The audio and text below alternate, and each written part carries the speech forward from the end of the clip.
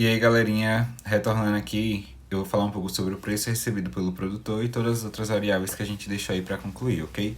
Eu coloquei em texto porque aí fica mais fácil e mais rápido de eu explicar a vocês e assim consigo entregar um pouquinho mais rápido, beleza? Então, o preço recebido pelo produtor, ele vai ser a relação entre o preço após o imposto menos o valor do imposto. Então, o preço após o imposto, né, que o consumidor ele vai pagar, que vai ser 105, como a gente já tinha visto anteriormente. Eu não dei o resultado ali, mas dá 105, né? 315 dividido por 3. E o imposto de 15. Então, você vai subtrair 105 menos 15, que vai dar 90, ok? Mas a fórmula seria preço pago pelo consumidor após o imposto, menos o valor do imposto. Esse vai ser o preço recebido pelo produtor. Aí na letra E ele pergunta o que? A arrecadação do governo. A arrecadação do governo vai ser a relação entre a quantidade ofertada após o imposto, importante isso, viu? Vezes o valor do imposto. Então, quanto é que esse produtor ele vai conseguir vender depois que o imposto foi instituído? 90 unidades. Em cada unidade dessas 90, ele vai pegar R$ 15 por imposto. Então, eu vou multiplicar por 15, que aí a gente vai ter esse resultado aí, 1.350, ok?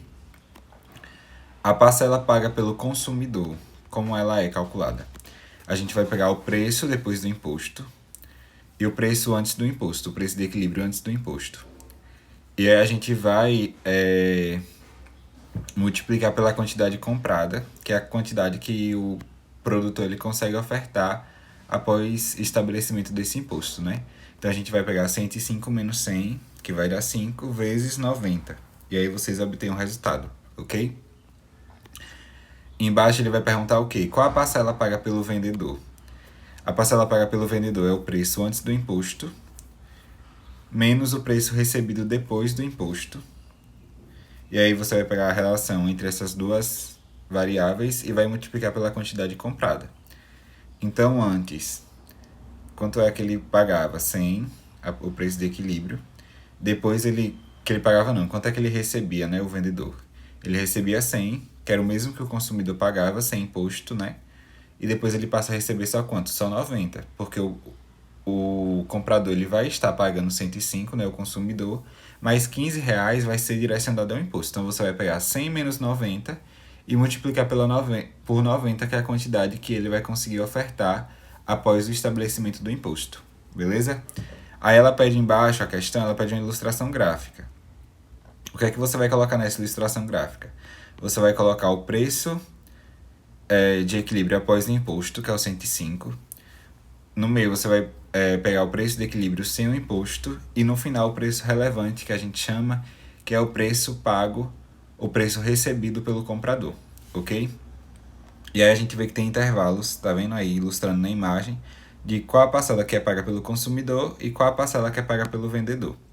E aí nós temos duas curvas de oferta, é importante isso, vocês têm que fazer essas duas curvas de oferta perpassando por essa curva de demanda, ok? Que são os equilíbrios que a gente encontra. Lembrando que a demanda ela não se altera, então ela é uma curva só, mas que se encontra em dois pontos com as duas curvas de oferta. Além disso, vocês têm que sinalizar aí embaixo a quantidade depois do imposto e a quantidade antes do imposto, beleza? Essa questão aqui é importante que vocês prestem muita atenção porque ela tem uma pegadinha.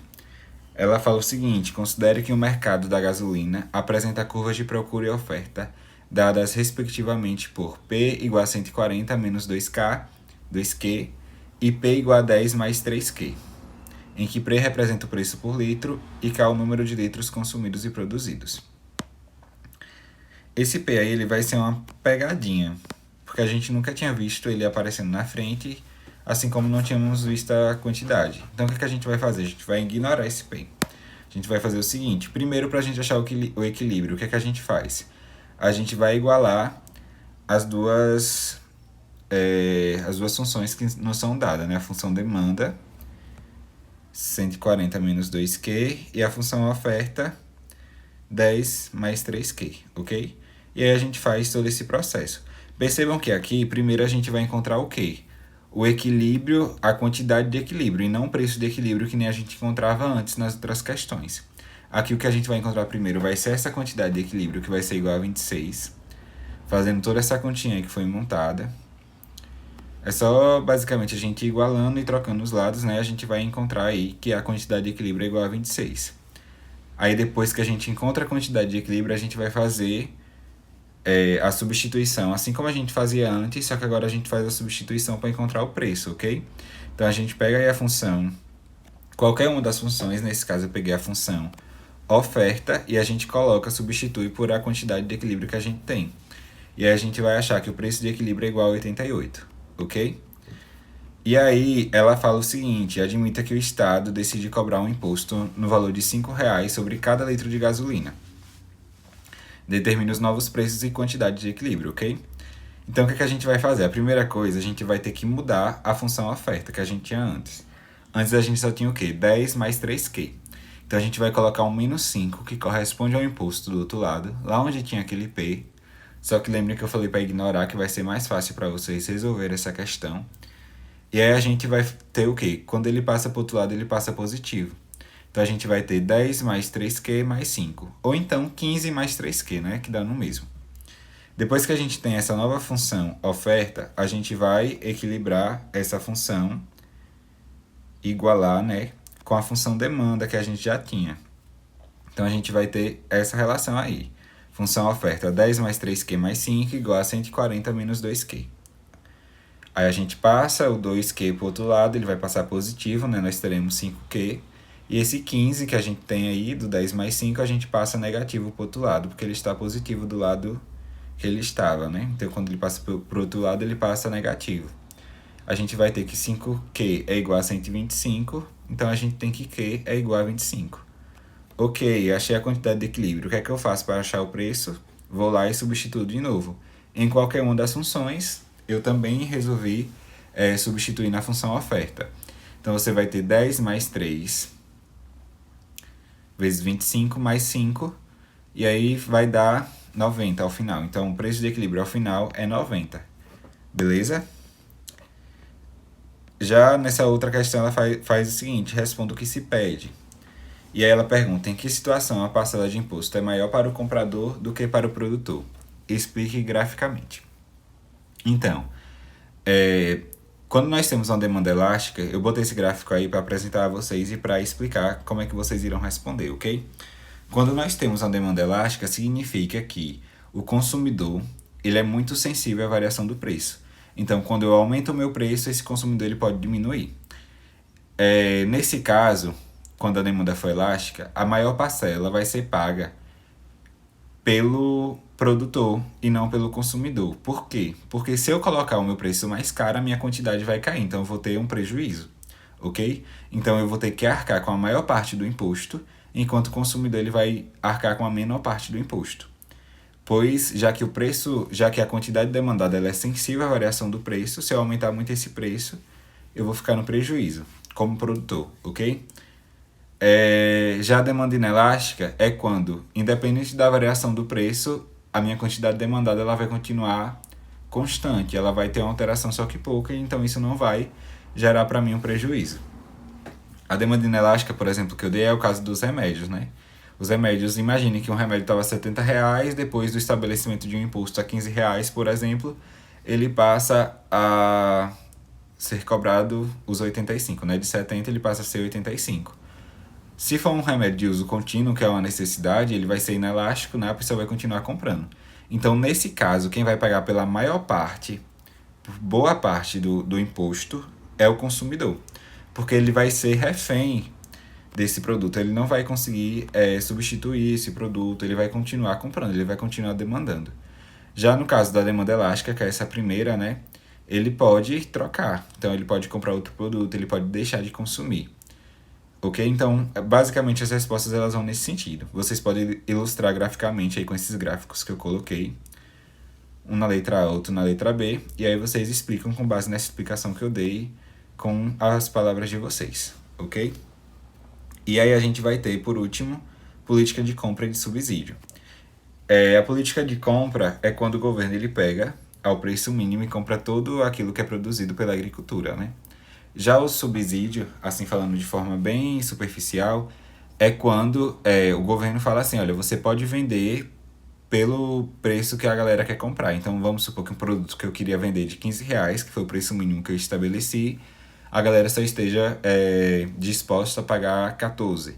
Então, esse R$ 1 que fica aí, que a galera não quer me pagar, o governo ele vai pagar ele vai subsidiar, pagar esse restante.